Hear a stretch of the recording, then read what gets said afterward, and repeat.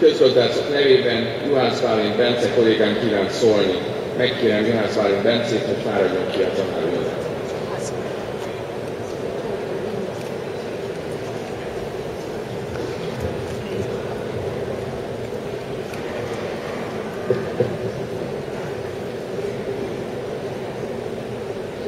Kedves hallgatótársaim, kedves szülők, hozzátartozók, kedves tanáraink!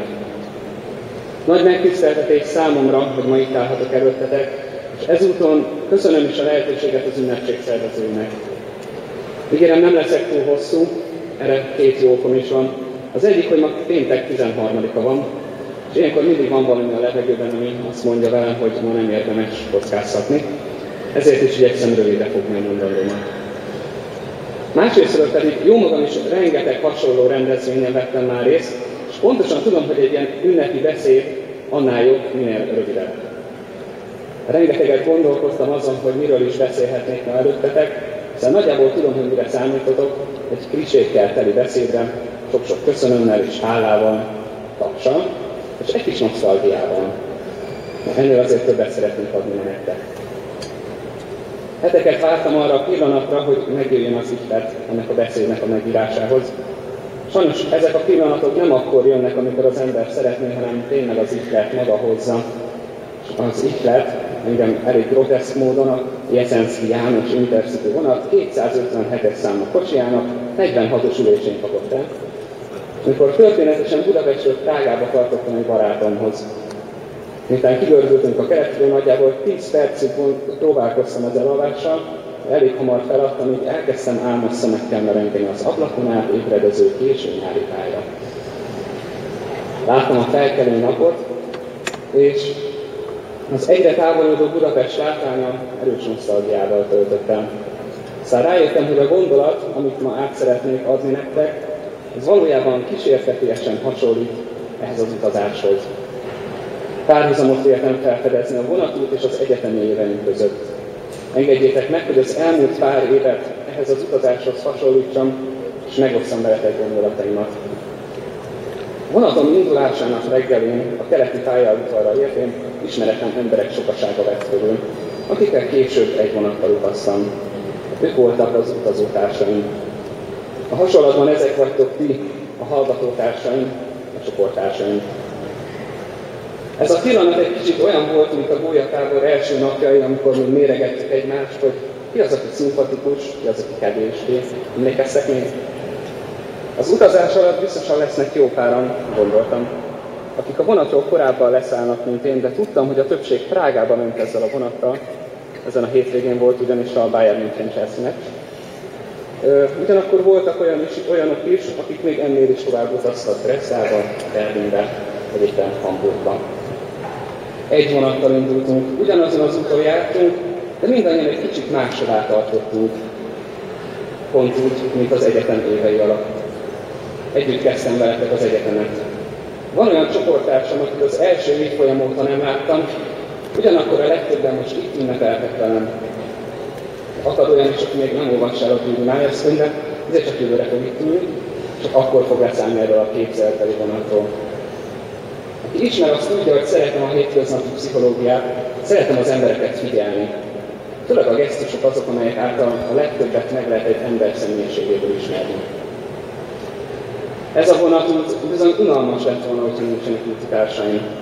Ők elengedhetetlen részei voltak utazásomnak, egyfajta biztonságot nyújtottak, amiért nem voltam egyedül. Csak úgy, mint ti, hallgatótársaim, csoporttársaim. Bár nem ismerlek mindnyájatokat egyik személyesen, az arcok azért ismerősek. Egy közösség voltunk, egy vonatban utaztunk, és néha erőt adtunk egymásnak akkor, amikor egyikünknek elege lett ebből az utazásból. Köszönöm hát mindnyájatoknak, amiért ti is felszálltatok erre a képzeletbeli vonatra. Velem együtt utaztatok, és segítettek egymást, amikor a másiknak szüksége volt rá. Sajnos késik a vonat. Brünnben jártunk az imént, és egy 25 perces késést írtak ki. Biztos nem a mozdonyvezető hibája, gondoltam. Egyszerűen csak annyian szálltak fel a vonatra Pozsonyban, hogy nem lehetett korábban elindítani a vonatot. És a mozdonyvezető vagy mozdonyvezető ebben a hasonlatban az egyetemi tanárai. Ők úgy vezettek minket, mint vonatot a masinizták.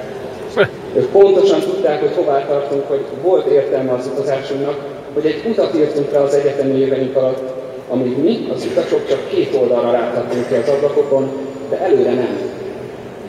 Oldalt láttuk a varázslatos tájat, azt, hogy az miként változik.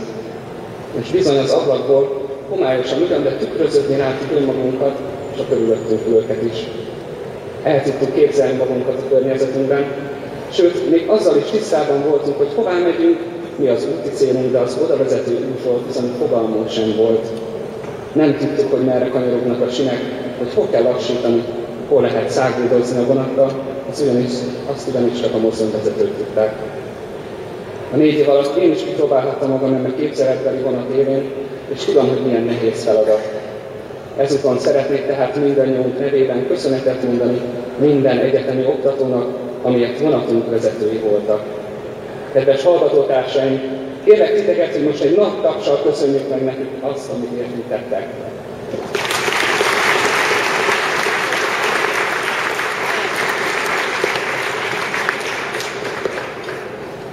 Egyszer csak jön a kalauz. Megfigyeltem, hogy minden országban ellenőrizték a jegyeket, így összesen 3 ellenőr nézett rá a menetlevelemre.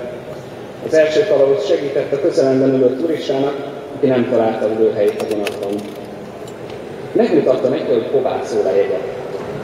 A harmadik cseh állampolgárságú kalauz épp az imént kért el a már 2 pecséttel ellátott menetjegyemet. Tőle is kaptam egy pecsétet. Amikor mindig egy kicsit fellélegzek, hiszen tudom, jó úton járok.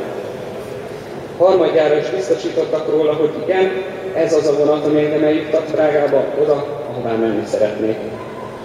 Úgyse párhuzam lesz, de nekem most a kalauzok olyanok voltak, mint a szüleim ez alatt a 4 év alatt. Tőlük is megkaptam a pecsétemet a képzeletbeli jegyembe. Ők is folyamatosan elkérték azt, hogy ellenőrizzék, hogy tényleg jó úton járok el. Megmutatták, hová szól a jegyem, ha néha úgy éreztem, hogy nem találom a helyem. Tőlük kapott visszajelzés mindig megnyugtató volt számomra. Igen, jó úton járok. Kedves hallgatótársaim, most tapsal köszönjük meg szüleimnek, szeretteimnek, amiért ellenőreink voltak ez alatt a hosszú utazás alatt. Szóljon tehát most a taps.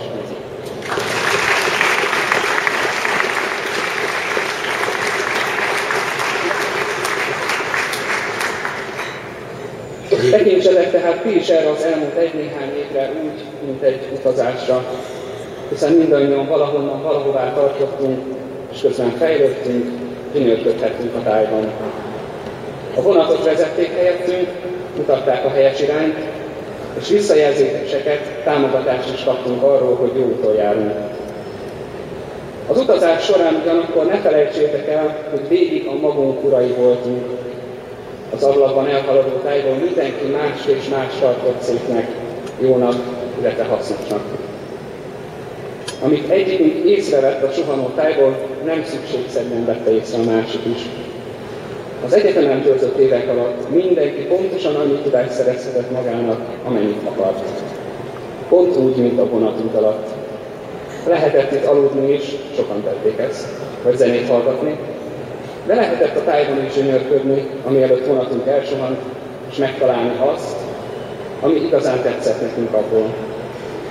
Lehet, hogy pont egy olyan táj előtt vezettek el ugyanis bennünket, amiket beleszerettünk, ahová visszatérünk még a későbbiekben is. Hasonlóan remélem, hogy ti is, úgy mint én, megtaláltátok az egyetemen azokat a tudományterületeket, amelyekbe beleszerettetek, amelyek mindig ott lesznek veletek az életetekon. Ebben megtaláljátok önmagatokat, felfedezitek a tudomány értékét és jelentőségét, a szépet és a jót, és akkor boldog emberek lesznek.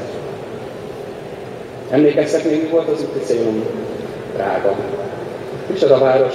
Késett ugyan egy kicsit a vonat, de utitársaimmal veletek együtt megérkeztünk. 7 órán át tartott ez az utazás. Vagy 4 éven át?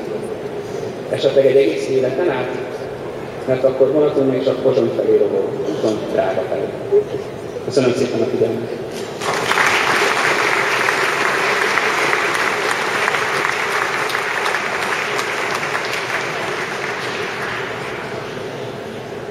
Megköszönöm Juhász Bálint Bence ifjú kolléga szavait. Kedves vendégeink, kedves kollégák! Az önökkel együtt végzett kollégájuk köszönő szavaival a 2013. évi diplomaosztó ünnepi kari tanácsülésünk véget ért. Most, amikor elköszönünk önöktől, egyúttal azt reméljük, hogy a Magyar Közgazdasági Társaság és a közgazdászok más szakmai szervezeteinek, és nem utolsó sorban az egyetem öregdiák klubjának a rendezvényein rendszeresen találkozunk majd önökkel, és bízom benne, hogy sokan visszatérnek hozzánk tanulni is. Ezzel a Budapesti Corvinus Egyetem gazdálkodástudományi karának diplomaosztó ünnepi tanácsülését bezárom. Kérem, énekeljük el együtt a szózatot.